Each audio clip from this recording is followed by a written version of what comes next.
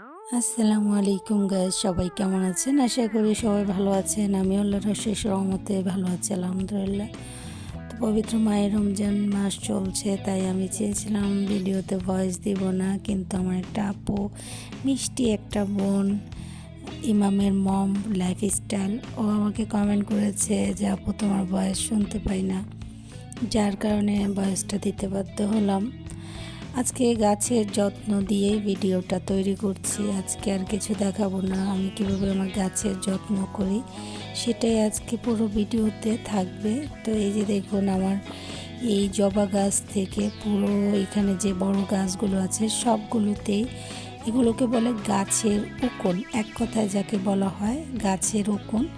তো এই গাছের উকুনের জন্য প্রথমে তো আমি জানতাম না এগুলো যে ঘরোয়া টোটকার মাধ্যমে একদম দমন করা যায়। তো আমার বড় ননদ যখন আমার বাসায় এসেছিল তখন বলল যে ভাবি এই উপকরণগুলো দিয়ে ব্যবহার করেন, আর আপনার কোনো বাইরে থেকে কেমিক্যাল কিনে বা এর পরিচর্যা করতে আর কোনো কষ্ট হবে না। তো তার কথা অনুযায়ী আমি বসে পড়লাম গাছের পরিচর্যা করতে। আমার যদি এই জানাটা ঘরোয়া উপায়ে যেভাবে গাছের উকুন দমন করা যায়, মানে এই পোকাগুলোকে দমন করা যায়, এটা জানলে আমি এই জবা গাছটাকে, আমার এই 3 বছরের গাছটাকে আমি না হলেও 4 বার একদম ছাঁটাই করে দিয়েছি গোড়া থেকে। তো আমার এই গাছটা বেশ বড় সড়ো ছিল, এটাতে সারা বছর ফুল থাকবে এরকম পর্যায়ে ছিল।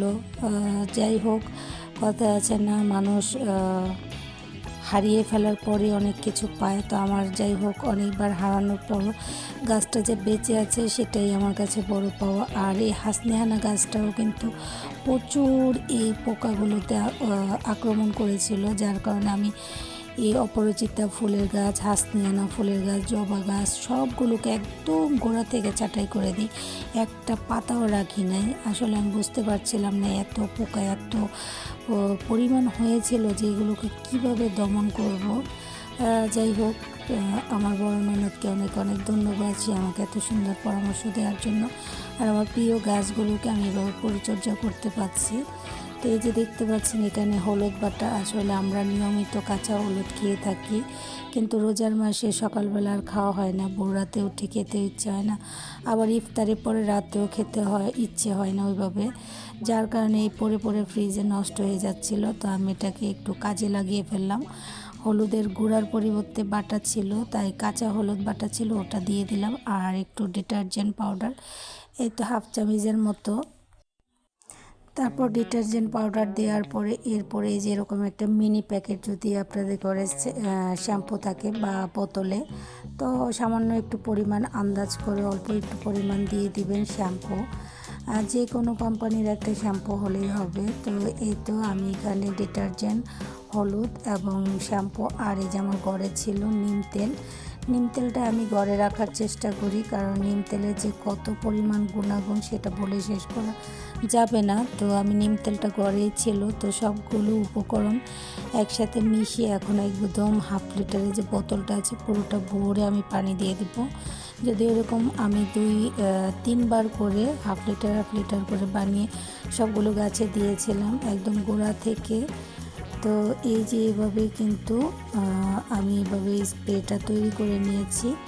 এখন আমি এটাকে একদম গোড়া থেকে পাতায়, যত পাতায় যেভাবে ছিল প্রত্যেকটা পাতার ভিতরে এভাবে স্প্রে করে দেব। এতে করে হবে কি, গাছের অন্তত পক্ষে 15 দিন 1 মাস এই পোকা থেকে বাঁচা সম্ভব। তা আমি আবার কি করেছি, যেহেতু এখানে সার্ফেক্স ডিটারজেন্ট পাউডার এবং আর হচ্ছে শ্যাম্পু আছে, তো গাছের গোড়ার যে মাটিটা সেটার একটু ক্ষতি হতে পারে, যার কারণে সতর্কতামূলক আমি কি করছি দেখুন, এই যে একটা কাপড় নিয়েছি, কাপড়টা দিয়ে পুরো মাটিটাকে এভাবে ঢেকে দেব, যেন মাটিতে সরাসরি যে আমি প্রোডাক্টটা তৈরি করেছি সেটার ক্ষতিকর দিকটা মাটিতে না পড়ে, অন্তত পক্ষে এই কাপড়টার উপর পরে তারপর যায়। যদিও এটা বড় টব, তেমন ক্ষতি হবে না আশা করছি, তারপর আমি রিস্ক নিতে চাচ্ছি না, আর শখের গাছ বলে কথা। এই যে দেখুন একদম গোড়ার যে পাতা এখান থেকে শুরু হয়েছে, আমার এই পোকাগুলো নিয়ে ভীষণ যন্ত্রণার ভিতরে থাকি। আর জবা গাছ আমার ভীষণ একটা দরকারি গাছ, কারণ এর পাতা থেকে ধরে ফুল সবগুলোই চুলের জন্য, চুল পরিচর্যা করার জন্য কিন্তু বেশ ভালো একটা উপকারী গাছ। যার কারণে আমি এটাকে একদম বাদও দিতে পারছি না, আবার এর পোকার আক্রমণের জন্য অন্য গাছগুলোকেও বাঁচাতে পারছি না। যাই হোক, এইভাবে ঘরোয়া উপকরণ দিয়ে দেখা যাক গাছগুলোকে কতদিন পরিচর্যা করতে পারি। এতে এইভাবে করে স্প্রে করে কিন্তু আমি পুরো গাছটাকে সুন্দর করে এইভাবে প্রত্যেকটা পাতায় পাতায় দিয়ে দিলাম। তা আপনাদেরও যদি ছোট একটা বারান্দা বা ছাদ বাগানে থাকে, এভাবে যদি জবা গাছে এরকম গাছের উকুন যাকে বলে, এর একটা সুন্দর নাম আছে, ওই পোকার নামটা আমি ভুলে গিয়েছি। তো ওই পোকাগুলো আক্রমণ করলে একদম সাদা সাদা ছোট ছোট এই পোকাগুলো যদি হয়ে থাকে, এরকম আমার মতো ট্রিক্স অ্যান্ড ট্রিক ফলো করতে পারেন। তো আশা করি আপনাদের উপকারী একটা ভিডিও হবে। আর যেহেতু অনেক দিন ধরে এই পোকার আক্রমণে আমার গাছগুলো ছিল, তো যার কারণে আজকে একদম দমন করার জন্য হয়ে গেলাম। আসলে বাইরের কেমিক্যালযুক্ত বিষ দিলে হয় কি, আমার যেহেতু এই বারান্দাটা আমার ছেলেদের রুমের সাথে, আর বারান্দার পাশেই আমার ছেলের কম্পিউটারের রুম, যার কারণে আমি ওভাবে দিয়ে ওই গরমের ভিতর আটকে রাখা প্রায় 24 ঘন্টার মতো বারান্দা হয়ে ওঠে না। সে বারবারই বারান্দাটা খুলে দেওয়া, নাকি গরম লাগে। তো এই জন্য আমি আর কিনবো করে আর কেনাও হয় না, ওইটা কিনলেও হয়ে যায় গাছের এই পোকা দমনের যে বিষের ওষুধটা আছে। তো যাই হোক, এরকম করে অনেক দিন দেওয়া হয়নি, আর এই সুযোগে এই পোকাগুলো আমার পুরো গাছটা একদম দখল করে বসেছিল, পুরো তিনটা গাছ। তো এই যে এভাবেই কিন্তু আমি গাছের ভিতরে মেডিসিন প্রয়োগ করছি ঘরোয়া উপকরণ দিয়ে। দেখতে থাকুন।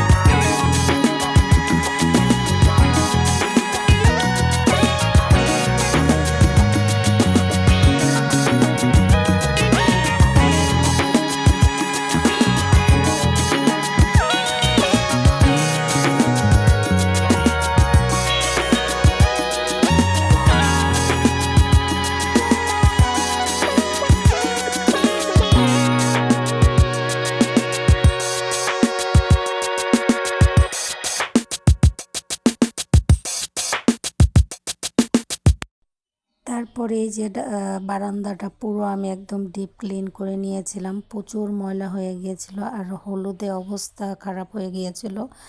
গ্রিলের এই লোহাগুলো, তারপর দেয়াল দুই পাশ খুব খুব ময়লা হয়ে গিয়েছিল।